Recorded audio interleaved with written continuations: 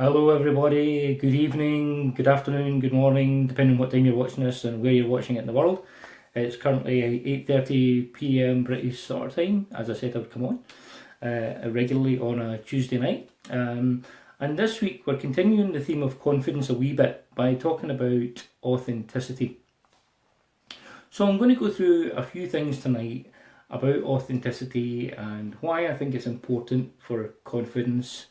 And I see somebody's joined me. Say hi if you want, so I know who's there, please.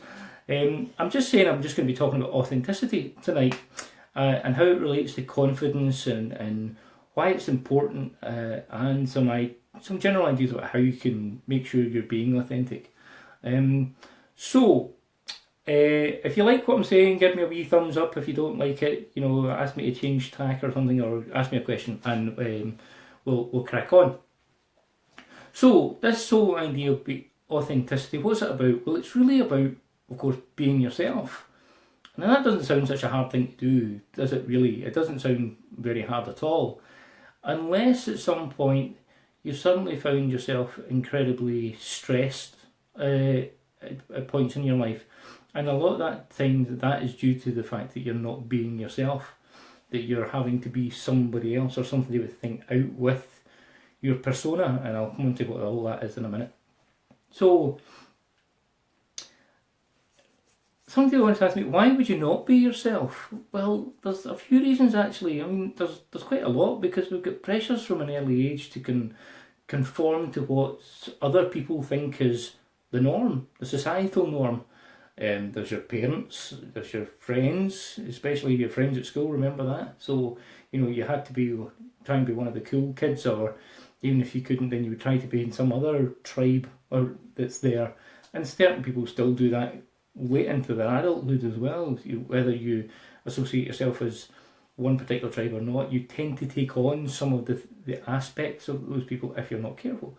And you slide away from being yourself. Now, there's nothing wrong with being a member of a tribe. It's our natural tendency to want to be a member of a tribe.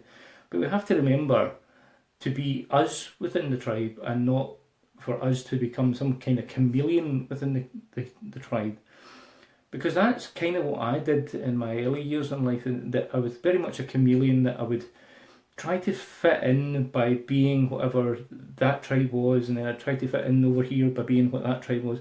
And it just leads you to not really knowing who the hell you are at all, and to having a lot of it's almost like a personality disorder, because you don't know what who you really are anymore once you've been a chameleon for so long, and people pleasing here and people pleasing over there.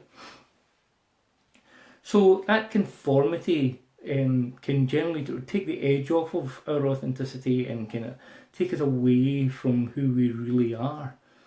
And as I said at the start, that can sometimes lead to all kinds of problems with stress. I know myself, when I was going through that people-pleasing phase in my life, that I wasn't being authentic, I wasn't being me, and I was ended up being stressed, because when you're people-pleasing, you're often going against your own values and your own ideas of what you really should be all about and what your life should be all about. Now, I mentioned confidence at the kind of start of this little chat, and I just wanted to say that confidence plays a big part here, because people who are naturally confident, you'll see, maintain their authenticity because they're confident about who they are. But if you're not confident about who you are, and that who you are is worthy, then you might have some problems with being authentic at times, in the way that I did when I wasn't confident as a younger man. And you start that people-pleasing stuff and all the rest of it. So we start to lose our own natural identity. And as I said, it can lead into all kinds of things like stress, etc. I see somebody's jumped in again. Say hi if you want to. It'd be nice to know who you are and who you are. So when we're not being authentic, it leads to stress. And it also, people pick up on it when you're not being authentic. They can see sometimes that, you're being a chameleon over here, you're being a chameleon over there, and you're being slightly different. So it doesn't really work out the best for you. So how can we get back to this idea of authenticity and being ourselves? Because Once you've been doing that for a while, you've been conforming into your tribe or your tribes, you can kind of lose who your identity is. Who am I really in here? Now there's a lot of deep philosophical conversation goes on. People like Eckhart Tolle and Wayne Dyer about this stuff. And I'm not going to get into that because that's not where I can work. I kind of work on practical tools to help me and my clients discover what they need to discover and to use it and move on. So, a couple of wee tips for tonight really is self-awareness will give you a big clue as to who you really are. Because when you feel as if everything's ticking along nicely and you're in a state of flow, not going with the flow, but you're in this state of flow that Mihaly Csikszentmihalyi, I'll get it yet, Mihaly Csikszentmihalyi, I hope I haven't murdered his name too much there. In his book Flow and in his research looked at this idea of when we're feeling good and when we're doing well and we're just challenged enough, we've just got the right amount of skill, etc., and we're moving on. That sense of flow wouldn't be there if you're not being authentic. You are something that you're not. You won't experience that state of flow. Sorry, I'm getting a warning that my connection's weak, but I'm hoping that we'll keep going here. I'll keep going just now anyway. I might have to restart. So, Mihaly Csikszentmihalyi, see that? I can do it. Right? He talks about this idea of flow and being in flow, not going with the flow, remember, it's being in flow, where everything's, when you're working away and suddenly time's gone by, or you're with your pals and having a good time, suddenly, it's 3 a.m. in the morning, that kind of thing. So, to get back to that state of flow, you really have to recognise when you're in that state of flow. So, a great way to do that is just simply to keep a diary journal and note down what's been happening through the day. And if you've been noting down what's been happening through the day, just note next to how you felt about it. If you felt stressed about it, ask yourself, was it because I wasn't being me? Is it because I wasn't being true to my values? Now, values is a big other subject we can get into another time. But you really need to know your values and your beliefs to live your life by them. If you don't know them, you're not going to be able to live your life by them. So take a wee note in your journal every day, at the end of the day, just to say this happened, that happened, and then having a wee look and saying, how did I feel about that? That was okay, yeah, well, you were probably being fairly authentic. If you felt stressed in some way, it might just have been down to time constraints, so be aware of things like that. But also might be down to the fact that you're having to be something that you're not really, that you're being inauthentic about it. So get to know your values in there and start to take a wee note of that. So you have to look at your natural states and behaviours. My natural state, though you might not see it on here because I'm in my business state, if you like, I'm on stage, as it were, is that I'm usually quite cheeky and irreverent about things, because I like to have fun with life. And I'm being slightly more sober and sensible tonight, but I'm on what a lady called Jennifer Holloway in her book Personal Branding for Brits would describe as my brand width, if you like. Now, excuse the marketing speak, but it really just means that we're on a scale. So when I'm over here, I'm out with my pals and I'm having fun, I'm a lot more cheeky and irreverent, and I might use the odd swear word. And when I'm here and I'm doing this and I'm on stage, as it were, professionally, talking to you guys, then I'm slightly more professional, slightly more conservative, but I'm still me as much as I can be doing this. Alright, so get to know your natural states through your journaling. When do you feel most comfortable? Do you feel most comfortable when you're laughing and joking, or does that feel totally alien to you? And it might do. And states can change, what you're comfortable with can change as your skill levels change and all this kind of stuff. And as your life stages change as well. So you've got to take cognizance of these things. But really, it's note when you're in flow, note when you're feeling good, and note the reverse as well, of when you're maybe not feeling so great. So, I want to tell you a story about how authenticity really changed my life, actually. I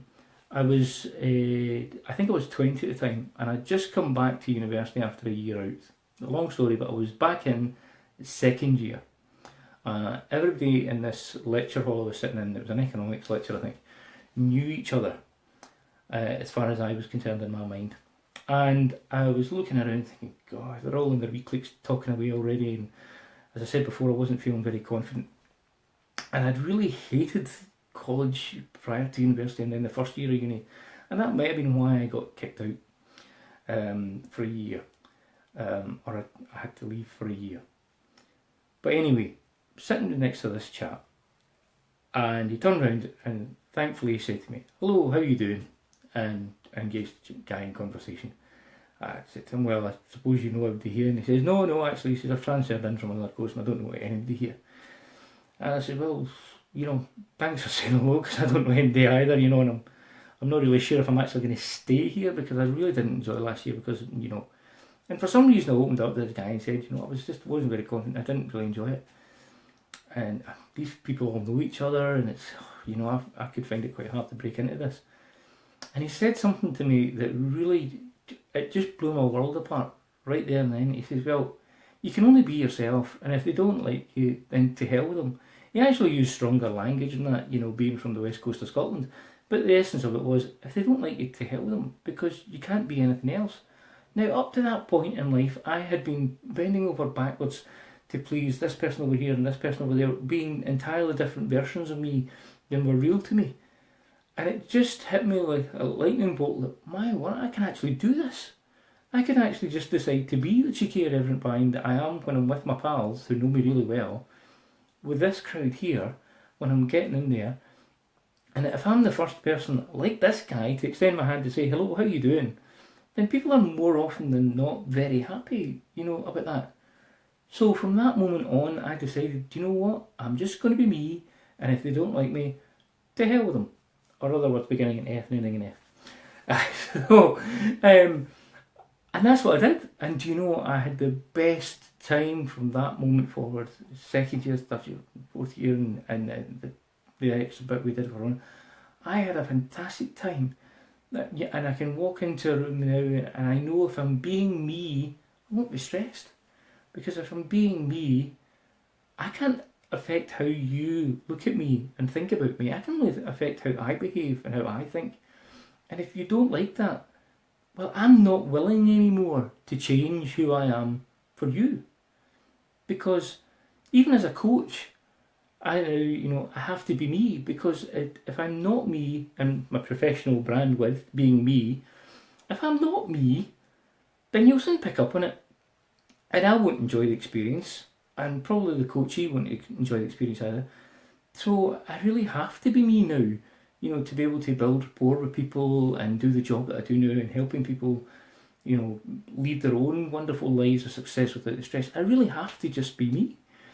So I can't say enough how much of this authenticity thing will really help you in life. If you've ever had a problem with it, just get to know who you are. Use the journaling idea that I talked about earlier on. And I'll give you a little resource of that at the end of this short video. Get to know who you are. Get to know when you're in flow with yourself, and what behaviours that you experience when you're in flow, and who you're being when you're in flow.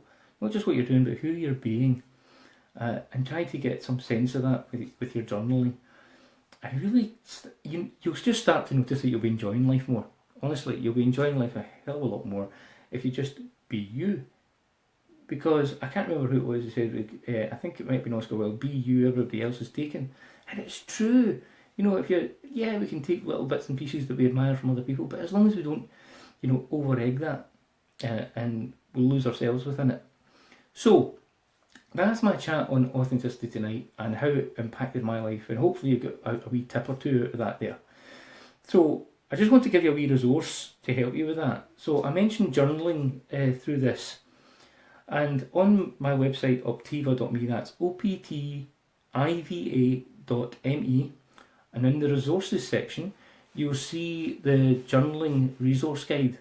And I've actually turned that into a mini course for you, free, so you can go and sign up for that there and get the mini course and the journaling guide, which includes a one-page template about how to get started with journaling and instructions for how to get started with journaling. so that you can start to see when you're being authentic. And for lots of other reasons you can use journaling as well, but maybe you just want to use it for this just now, just to see when you're being authentic, and you'll see that it will help you enjoy life more and certainly be a lot more confident when you're being authentic. There's other resources on that page there as well, including my personal fabness audit. So if you want to look at confidence in a bit more detail, go and download the two of them and use them together, and have some fun with them, looking at, how wonderful you really are when you're being you. So that's it from me tonight. I hope you've enjoyed this. If you've got any comments, suggestions for other topics, please do comment below. Drop me a note at brian@optiva.me. Message me on the Facebook page or any of the other social media platforms. I'm around about, you know where I am. And let me know what you want to hear about.